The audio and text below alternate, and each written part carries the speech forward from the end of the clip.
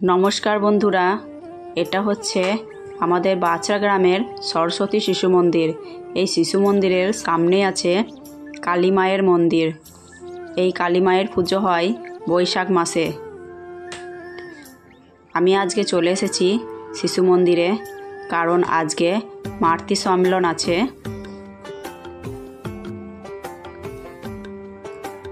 এটা হচ্ছে অফিস ঘর, আর এই ঘরটাতে স্কুলের দিদি ভাইরা ও দাদা ভাইরা মিলে অনেক কিছু সাজিয়ে রেখেছে। তবে জানি না এগুলো কেন সাজিয়ে রেখেছে। হয়তো ভিডিওটা দেখতে দেখতে তোমরা সবাই বুঝতে পারবে এগুলো কেন সাজিয়ে রাখা হয়েছে। যেমন চিড়িয়াখানায় যেগুলো থাকে সেগুলো রাখা হয়েছে। ঘর, বস্তু সংগ্রহশালা, আরও অনেক কিছুই সাজিয়ে রাখা হয়েছে। অনেক বই এখানে সাজিয়ে রাখা হয়েছে। চিত্র পুস্তকালয়। এই স্কুলের দিদি ভাই ও দাদা ভাইরা খুব পরিশ্রম করে বাচ্চাদের পিছনে। ওদের পরিশ্রম অনুযায়ী পারিশ্রমিক দেওয়া হয় না। তবে যাই হোক, দিদি ভাই ও দাদা ভাইরা সত্যিই খুব ভালো। বাচ্চাদেরকেও খুব ভালো করে লেখাপড়া শেখান। এই যে দুজন দিদি ভাই,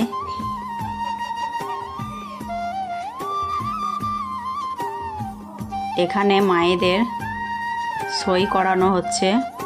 আমিও সই করে দিলাম। তারপরে সিঁড়িতে উঠলাম। তো সিঁড়িতে দেখো বাচ্চাদেরকে সংখ্যা শেখানোর জন্য প্রত্যেকটা সিঁড়িতে সংখ্যা লেখা হয়েছে পরপর। ভালোও লাগছে দেখতে, এতে বাচ্চারা আনন্দও পাবে। আর এই যে জায়গাটা দেখতে পাচ্ছ, এখানে জুতো রাখার জায়গা বাচ্চাদের। তারপরে আমি চলে আসলাম এই ঘরটাতে, যেখানে মা সরস্বতীর সামনে বসে প্রত্যেকটা বাচ্চা স্কুল শুরু হওয়ার প্রথমেই প্রার্থনা করে।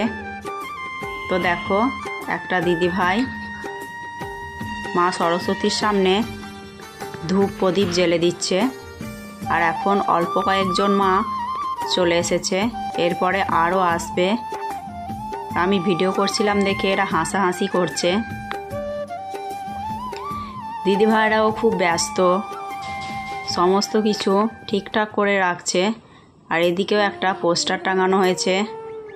তো আমি আজকে মাতৃ সম্মেলন বিষয়ে বেশি কিছু বকাবকি করব না। দিদি ভাইরা ও দাদা ভাইরা কি বললেন সেই সব কিছুই শোনাবো তোমাদেরকে।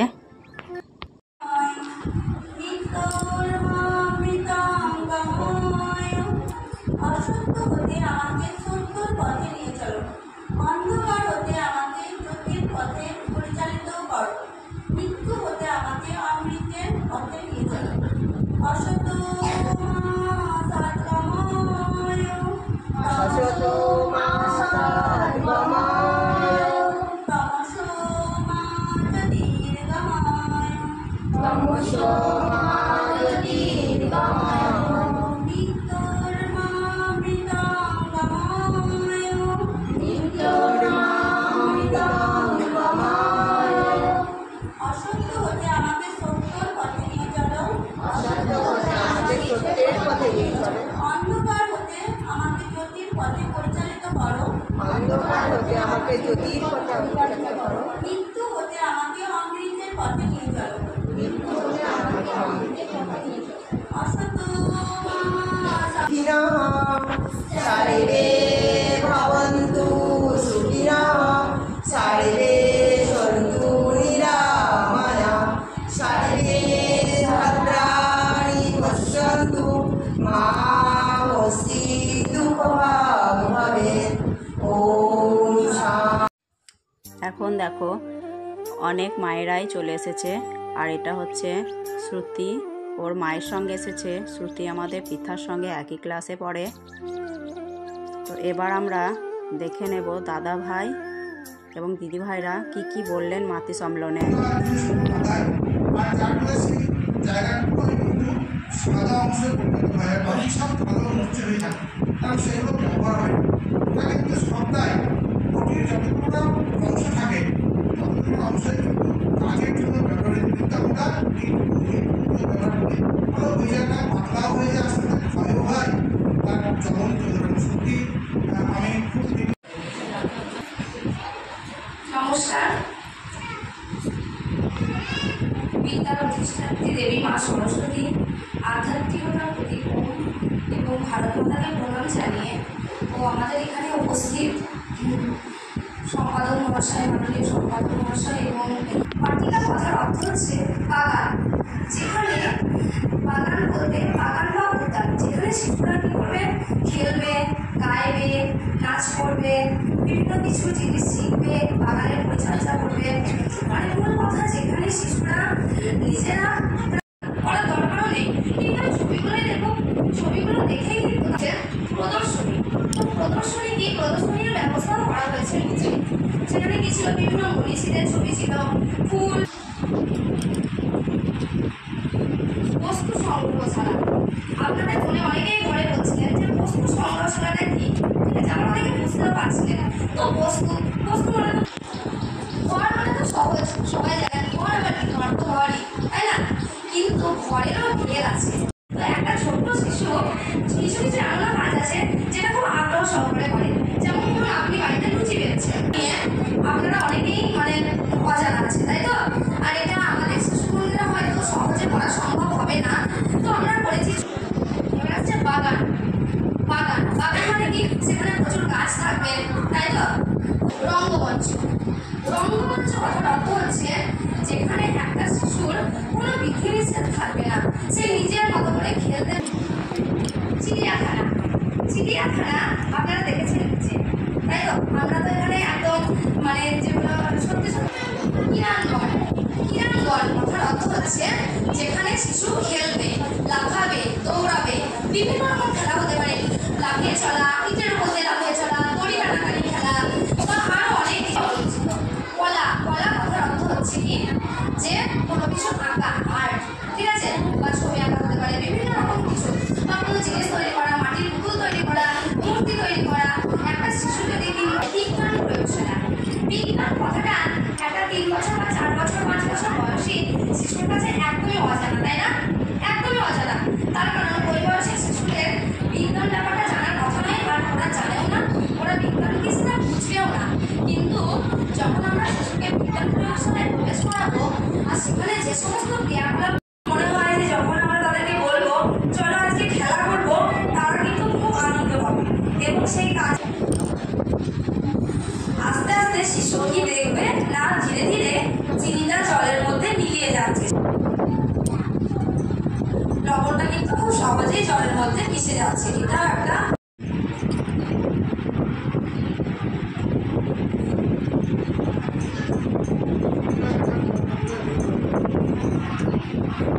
দেখুন, এবার যখন আমি শিশুকে বলবো যে বলো তো এটা কি রং, তারা সবাই বলতে পারবে এটা সবুজ রং।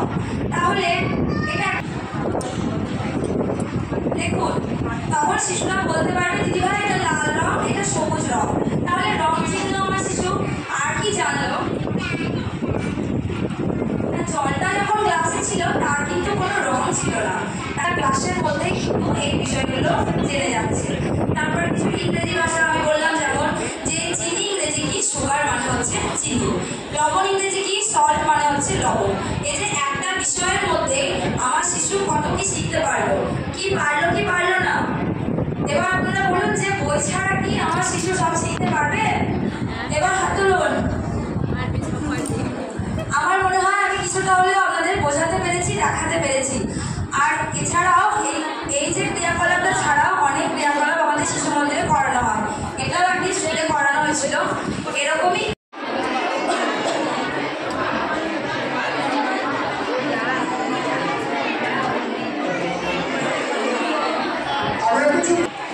এর আগেও যখন শ্রেণীভিত্তিক যখন আলোচনা করা হয়েছিল তখন কিন্তু উদয় প্রভাত শ্রেণীর জন্য কিন্তু দেখানো হয়েছিল, কিন্তু সেটাতে মানে 4টে দাগ যেটা আছে দেখবেন, মাঝে দাগটা লাল দাগ করা আছে, লাল দাগের মধ্যে করা আছে।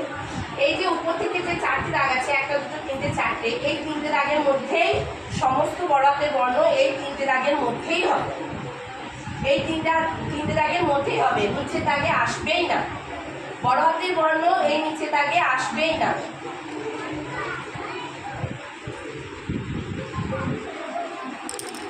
আর ওদেরকে বলবেন যেন একটু ফাঁকা ফাঁকা করে লেখাটা লেখে।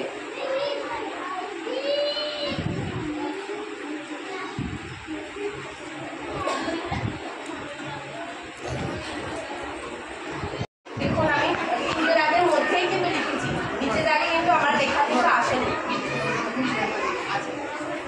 দেখুন দিদিভাই বড় হাতের বর্ণগুলো সবগুলোই কিন্তু উপরে 3টে দাগের মধ্যে লিখেছে।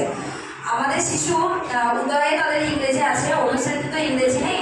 যখন তারা প্রথম লেখে তাদের কিন্তু দোষ নেই, আমরা বাড়িতে তার আগে অভ্যাস করিয়ে ফেলি স্লেটে তো আমাদের দাগ দেওয়া থাকে না, তো তারা কিছুই বুঝতে পারে না, তো তারা ওটা লিখে অভ্যস্ত, দাগ তাদের ছিল না। এবার যখন তারা খাতায় লিখতে শুরু করে তারা কিন্তু বিষয়টা ভুল করে ফেলে।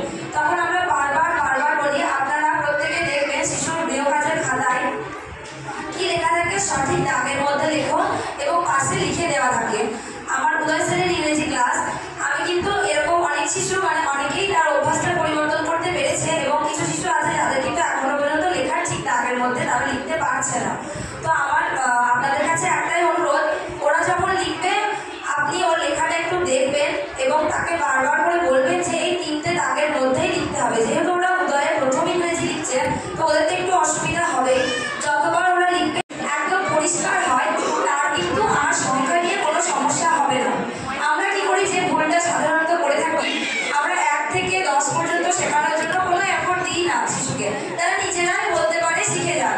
কিন্তু তারপরে যখন তারা 2-এর ঘরের সংখ্যা 3-এর ঘরের সংখ্যা পরপর যখন বাড়তে থাকে তাদের কিন্তু খুব সমস্যা হয়।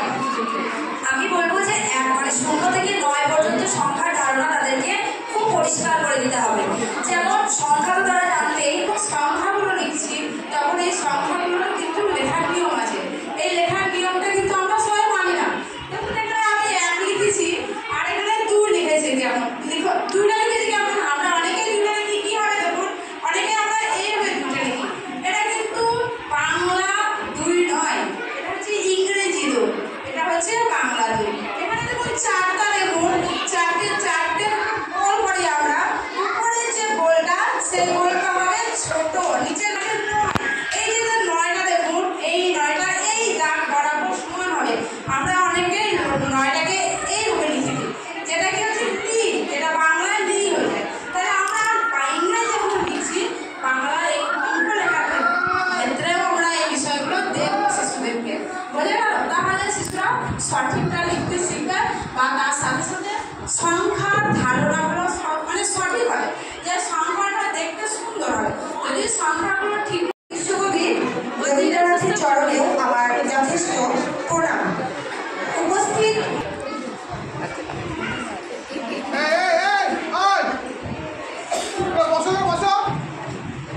আমি কিন্তু বাড়ি যাবো। আমাদের প্রতিটি মানুষেরই একটা শিশুদের শরীর হলো, এখনই আমি বললাম প্রতিটি শিশুর শরীর হলো একটা, কি বললাম যেন, কি বললাম, একটা রথের নাম বললাম এখনই।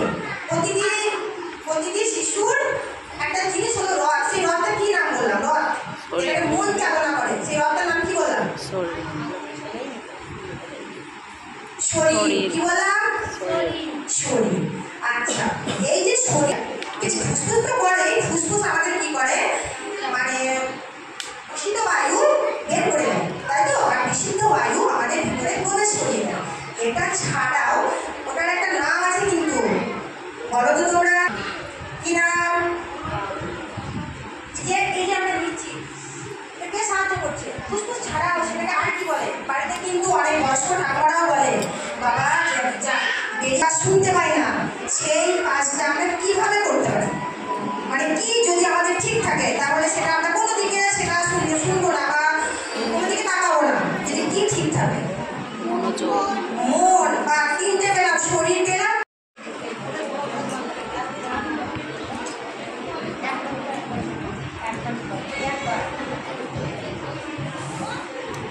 আচ্ছা তোমরা এখন কি করছো?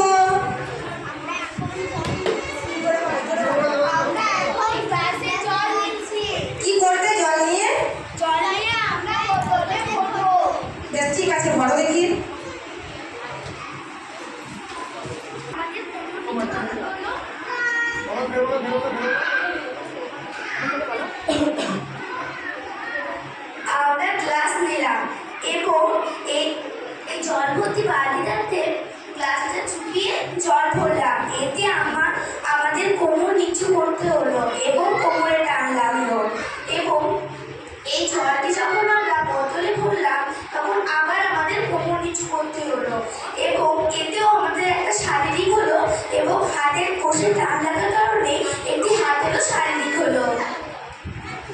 আচ্ছা, এই কাগজটা নিয়ে আমরা ফুলিয়ে ওড়াতেও পারি। ঠিক আছে, ওরাও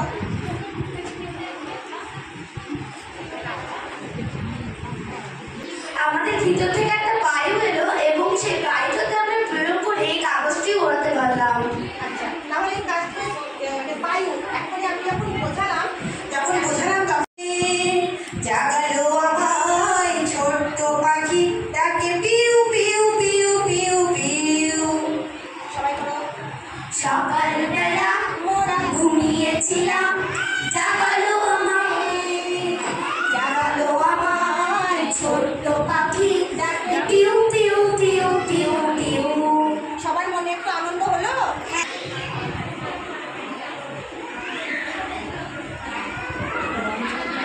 আচ্ছা, এটা যে ওরা করছে এটা কি মনে হচ্ছে? ওদের মনে খুব চাপ আছে? কি আনন্দের সঙ্গে করছে? মা কেউ করতে বাধ্য করছে না ওরা নিজের মনেই করছে? কি করা যায়? আটকাতে হবে। আচ্ছা, আটকানোর জন্য কি দরকার সেই সমস্ত জিনিস কি আমরা বাড়িতে কোনোদিন ছবি দেওয়া আছে এবং আরো কিছু ছবি দেওয়া আছে। আচ্ছা, এখান থেকে তোমরা কি বলতে চাইছো দেখো কিভাবে এখানে এমন কোন ছবিটা আছে যে ছবিটা দুটো একই রকম ছবি আছে। খুঁজে খুঁজে বার করো তো দেখি।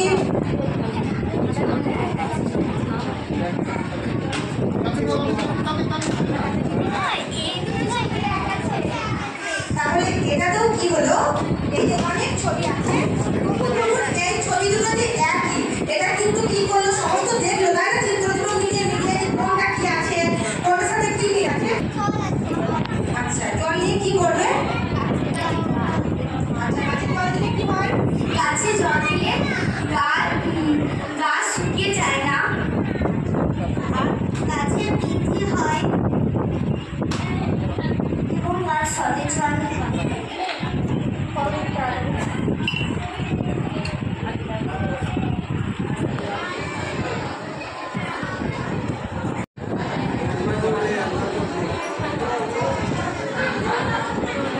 প্রতিদিনে তো এইভাবে এটা ছাড়াও আমরা যখন গরুকে রুটি দেওয়া, পাখিকে ছোলা জল দেওয়া, মহাপুরুষের অনেক জীবনী পড়া, এছাড়াও আমরা অনেকভাবে এই আনন্দময় কোষ অর্থাৎ আত্মার থেকে যে আনন্দময় কোষ আছে এই কোষটার আমরা বিকাশ করাতে পারি।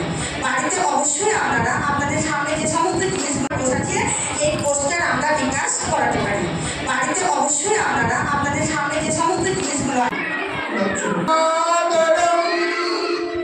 वन्दे मातरम् वन्दे मातरम् सुजलां सुफलां मलयजशीतलम् शस्यश्यामलं मातरम् वन्दे मातरम् सुब्रजोत्स्ना पुलकितयामिनीं फुल्लकुसुमितं ध्रुवदलशोभिनीं सुहासिनीं सुमधुरभाषिणीं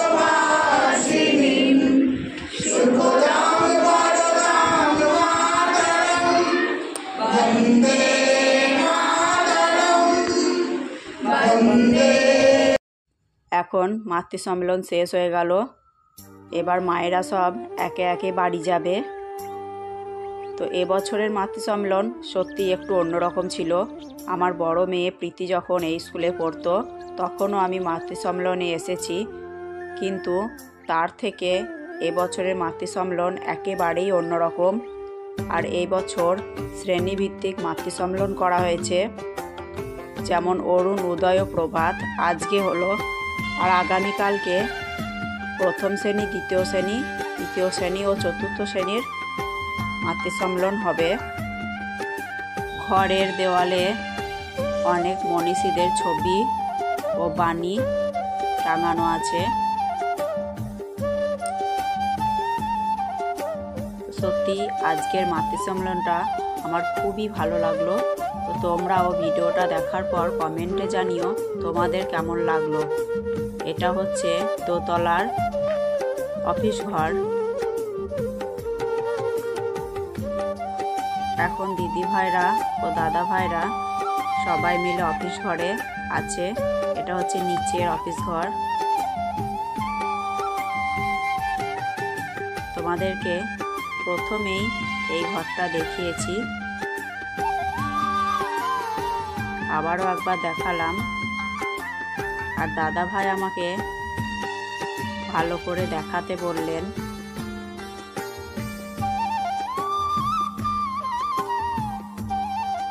সব কিছু সাজানো আছে। আর এখানে যে ব্যাগগুলো দেখতে পাচ্ছ, এই ব্যাগ আর এক প্যাকেট মিষ্টি প্রত্যেক বছর মাতৃ সম্মেলনে প্রত্যেক মায়েদেরকে দেওয়া হয়। আর এখন আমি বাড়ি যাচ্ছি। এখন সন্ধে হয়ে গেছে। দেখো আমি বাড়ি চলে এসেছি। আর পৃথার কি আনন্দ, কারণ আমার ব্যাগের মধ্যে কি আছে ও দেখবে, তাই ও ব্যাগ দুটো আমার হাতে থেকে নিয়ে নিল। এখনও খুব আনন্দের সঙ্গে যাচ্ছে যে কী মিষ্টি দিয়েছে স্কুল থেকে, কারণ ও জানে মাতৃ সম্মেলনে প্রত্যেক বছরই কিছু না কিছু মিষ্টি স্কুল থেকে দেওয়া হয়। তো দেখা যাক কী কী দিয়েছে।